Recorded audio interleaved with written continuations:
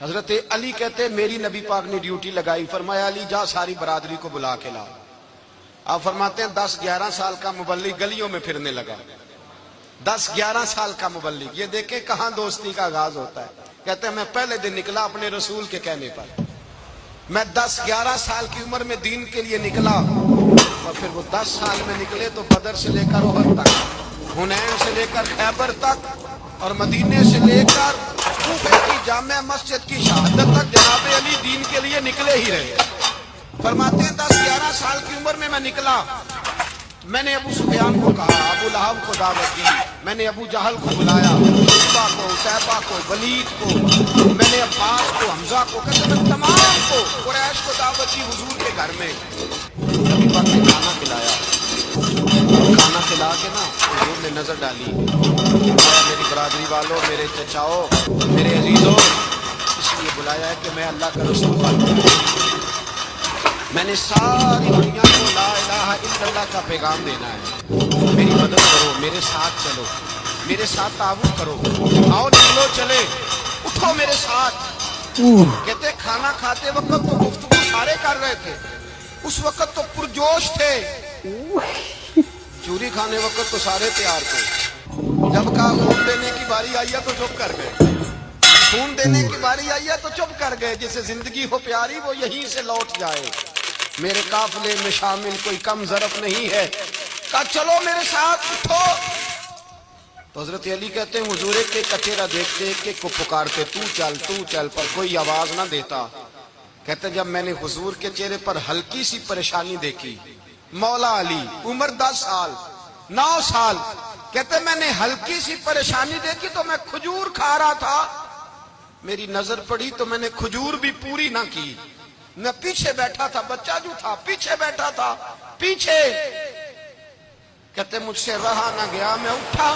قد پہلے چھوٹا تھا، عمر تھوڑی تھی، میں نے ایڑیاں اٹھا لی، پنجوں کے بل کھڑا ہو گیا، اور یوں دونوں ہاتھ فضا میں بلند کر کے کہا، میں نے کہا یا رسول اللہ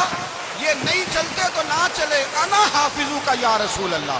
انا ناصرو کا یا رسول اللہ۔ حضور آپ میدان میں نکلے، جہاں بھی ضرورت پڑے گی علی آپ کی حفاظت کرے گا،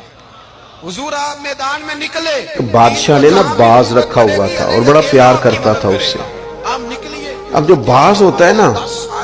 اس کے ناخن لمبے ہوں تو پھر وہ شکار کر سکتا ہے،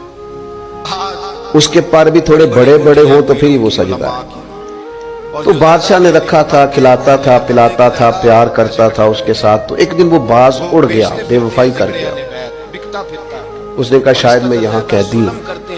وہ اڑ کے نا تو ایک بوڑھی خاتون کے گھر میں چلا گیا، اس بوڑھی خاتون نے اسے پکڑا تو بڑا سخت پیار کیا اس بوڑھی نے اس سے، خالص محبت کی، کہنے لگے دیکھو کتنی زیادتی کی ہے کسی، کتنے بیچارے کے ناخن لمبے لمبے ہیں، کبھی کسی نے کاٹے ہی نہیں، محبت کی، پیار کیا، مخلص تھی۔ اس نے کینچی پکڑی یا کوئی ایسا آلہ جس سے وہ سارے اس کے ناخن کاٹ لیے،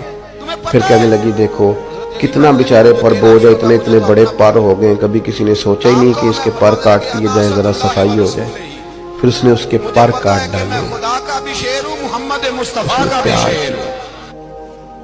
کنارف رومی رو کے کہتے ہیں اس محبت میں پر کٹ گئے، شکار کی صلاحیت چلی گئی، اس نے پیار کیا، لیکن وہ باز وہاں رو پڑا اور رو کے کہنے لگا ماں یہ تو نے پیار کیا، مجھے ناکارہ کر دیا، تو اڑنے والا ہوں میں تو بیٹھ سکتا ہی نہیں، اور مجھے بے پر کر دیا تم نے، یہ پیار ہے،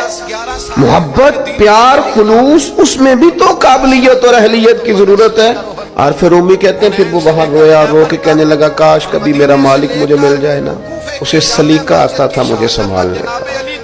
کیا کیا میرے ساتھ، اتنا جبر۔ فرماتے ہیں بادشاہ ڈھونڈتا ڈھونڈتا آ گیا، اور جب گلی سے اس بادشاہ نے ڈھونڈتے ڈھونڈتے گزرا تو اس کی آواز اس باز نے سنی تو وہ چیخا، بادشاہ نے اس دروازے پہ دستک دی، اندر وہ باز تھا، اماں نے بلایا تو باز پھر زور سے رویا، کہنے لگا میں سمجھتا تھا کہ تو جو میرے ساتھ کر رہا ہے یہ محبت نہیں ہے، لیکن اب مجھے پتا چلا